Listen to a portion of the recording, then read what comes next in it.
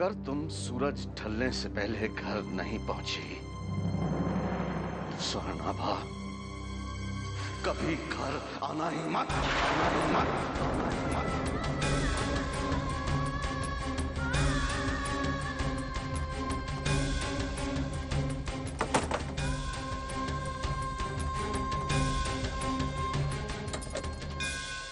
ये क्या कर रहे हैं आप?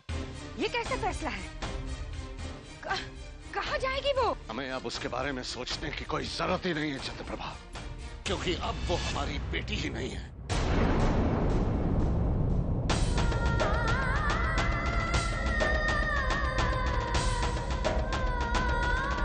हमारी बेटी नहीं है तो फिर किसकी बेटी है? हमारी बेटी तो अपनी मामी के साथ कमरे में सो रही है ना। पहली बार, आज जिंदगी में पहली बार चंद्रप्रभा, आपने भी हमसे झूठ बोल दिया। हमारी इस गलती की सजा आभा को मत दीजिए।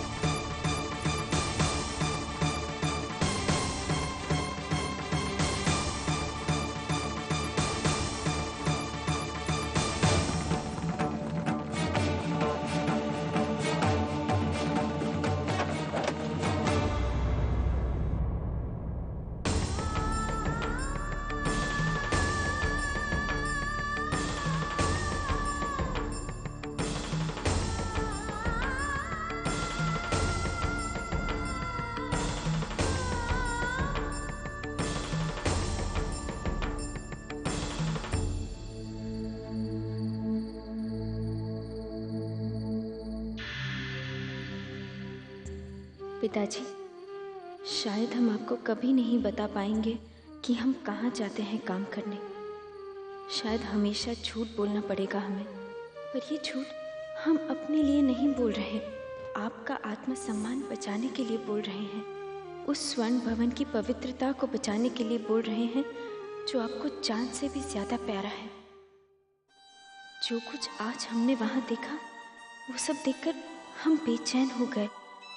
गंदा कर रहे हैं वो हमारा मंदिर जैसा स्वर्ण भवन, लेकिन हम ऐसा नहीं होने देंगे। हम बदलेंगे वहां रहने वाले हर आदमी की सोच।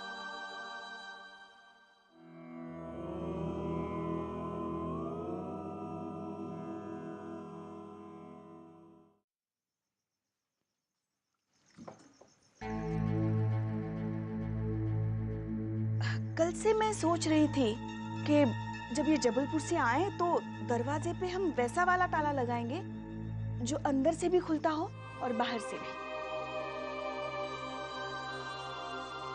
नहीं मामी, उसकी कोई जरूरत नहीं। जरूरत है बेटा, अब तुम काम कर रही हो, पता नहीं कहाँ काम कर रही हो, क्या काम कर रही हो, मगर काम तो कर रही हो ना। तो अब शायद रोज तुम्हें देर से आना पड़ेगा। नहीं मामी, जो होना था वो हो गया, दोबारा वो सब नहीं होगा। अच्छा, तो ठाकुर साहब को चाय दे के आओ, जा। अरे देने को तो मैं भी दे आती चाय, मगर क्या करूं, चार हाथ तो नहीं है ना मेरे। जा जा।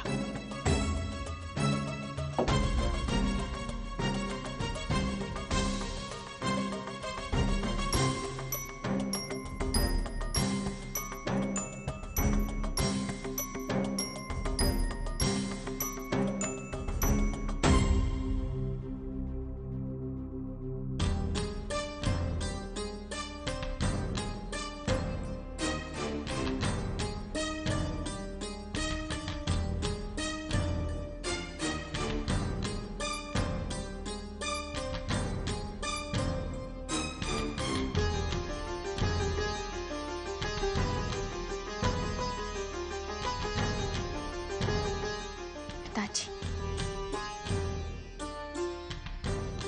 चाय।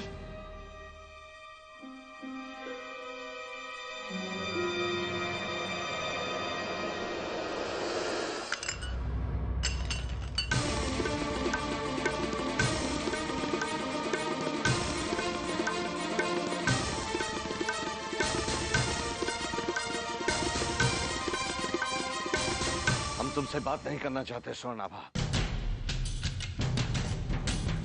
और तुम भी कभी हमसे बोलने की कोशिश मत करना। नहीं चाहिए हमें तुम्हारे हाथ से चाय।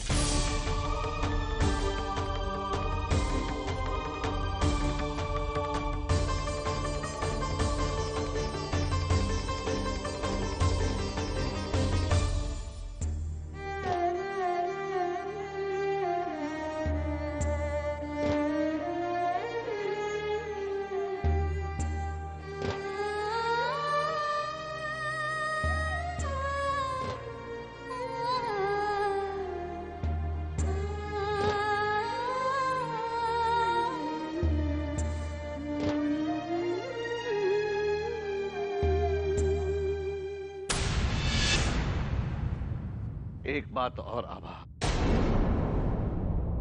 अगर तुम कहीं काम कर रही हो तो हमें सच जरूर बता देना।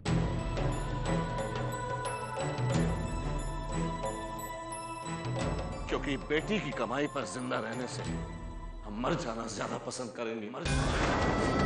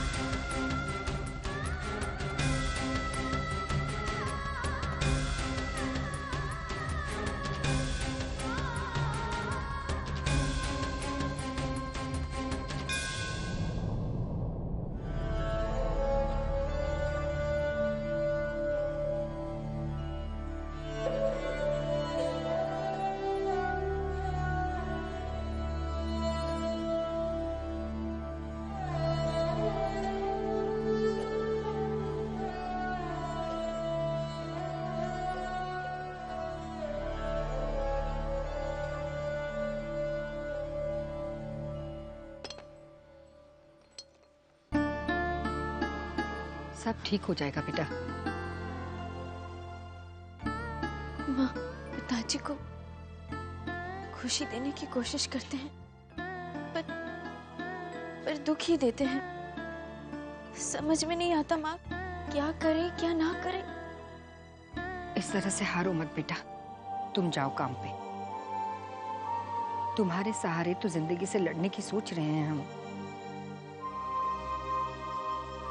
हम कमाए तो पिताजी को इतना दुख क्यों होता है माँ? वो हालात से समझौता नहीं कर पा रहे हैं। जिस दिन समझ जाएंगे ना, उस दिन से कोई नाराजगी नहीं रखेंगे वो तुम्हारे साथ। उन्हें अभी तक ये कहाँ पता है दूध का दाम 2 रुपए बढ़ गया है और दालें बादाम के भाव बिक रही है।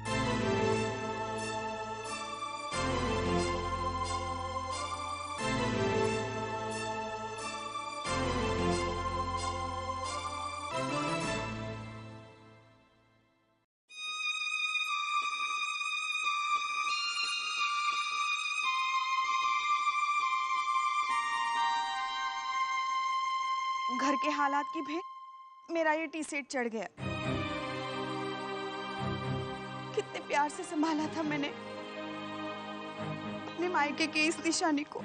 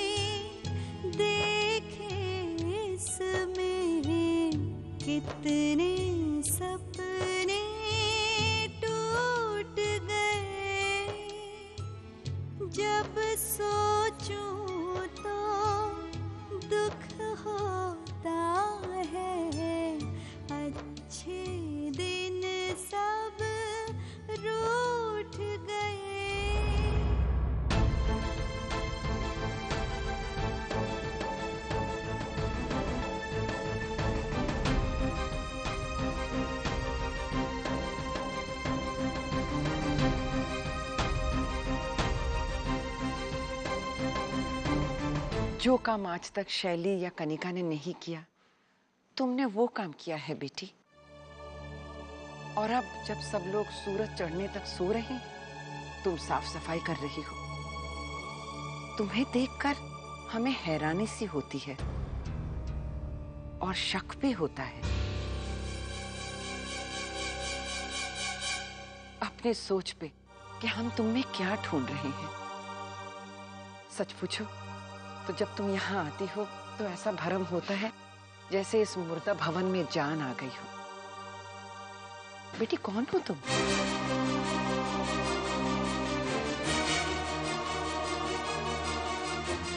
बोलो बेटी, तुम कौन हो? आपने बेटी कहा है तो अपनी बेटी ही समझिए दादी जी। काश तुम सचमुच इस घर की बेटी होती,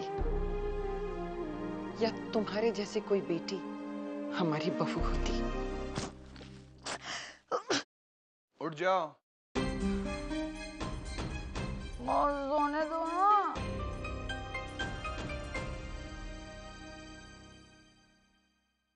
उठ जाओ वरना कमांडर चिल्लाएगा। कौन पापा?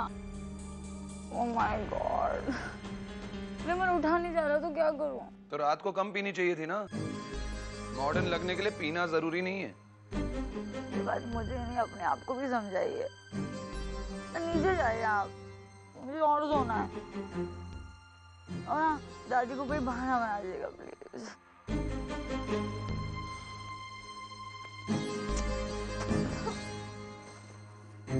एडवोकेट रिकी, मेरी एब्सेंस में आप यहाँ के इंचार्ज हैं।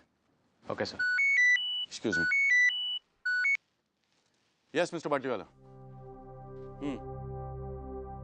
Okay, no problem. I will send someone with the copy of the court decision. जी जी, मेरा आदमी आपको पूरा केस डिटेल में समझा देगा। जी जी, okay okay, thank you very much, bye. हमारे कल कितने केसेस हैं और किस किस कोर्ट में? सर कल 2 सेशन कोर्ट में हैं, 2 डिस्ट्रिक्ट कोर्ट में, और आप हाई कोर्ट का केस अटेंड कर रहे हैं sir.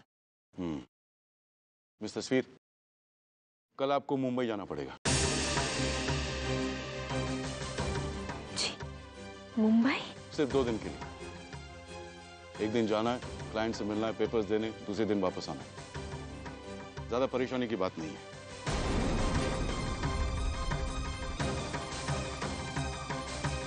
Sir, advocate Ricky, mister बाटलीवाले का केस इन्हें समझा दीजिएगा। Fine sir.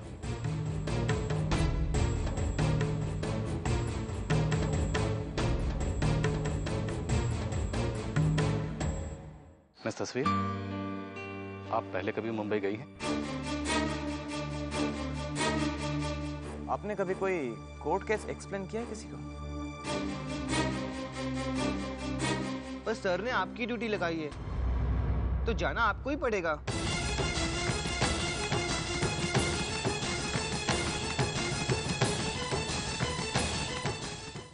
ये टी शर्ट मेरे भैया दिल्ली से लाए थे मेरी शादी के वक्त। कितना दुख हो रहा है इसे देख देख कर। अरे 1000-1200 से कम क्या होगा ये? हम ये भी पैसे दे देंगे भाभी। हम जानते हैं मायके से आई हुई हर चीज की क्या अहमियत होती है।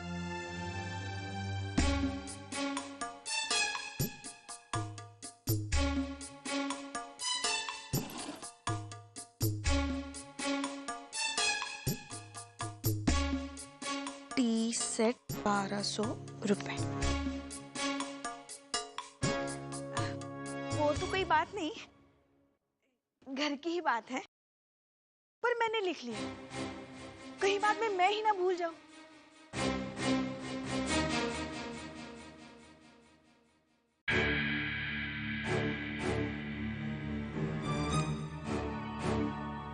पर इन टूटी हुई प्यालियों को देखकर मुझे आपका ध्यान आता है दीदी। आपकी भी हालत इन जैसी ही है ना।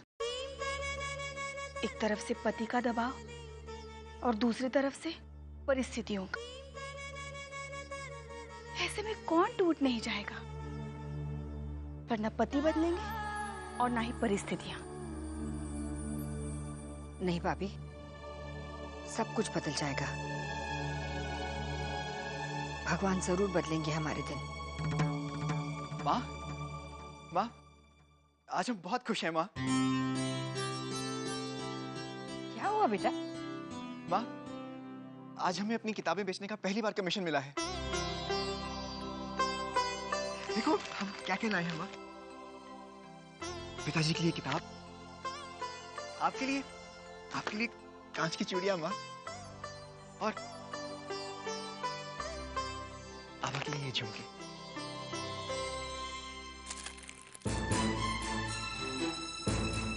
सोने के झुमके?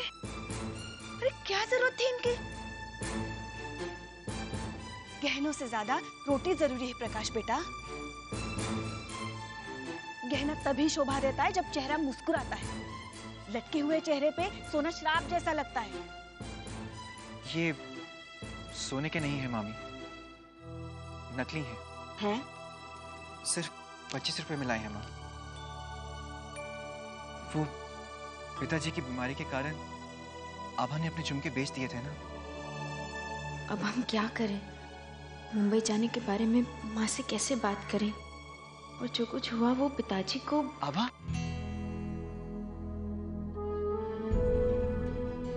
देखो हम तुम्हारे लिए क्या लाए हैं।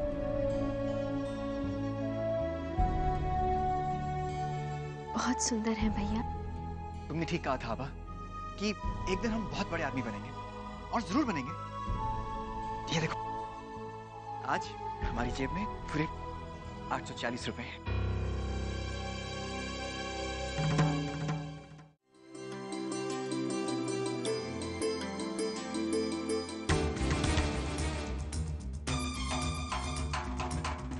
दो माँ, अपने बेटे की पहली कमाई।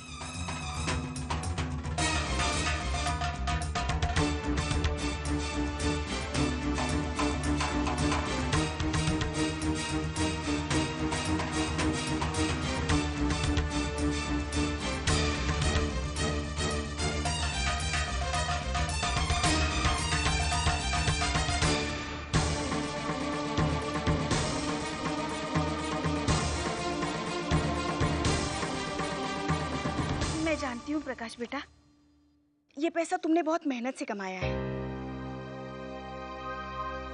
अरे मगर इससे क्या होगा? मेरा 1200 का टी शर्ट तो तुम्हारे पिताजी ने आज सुबह ही खराब कर दिया।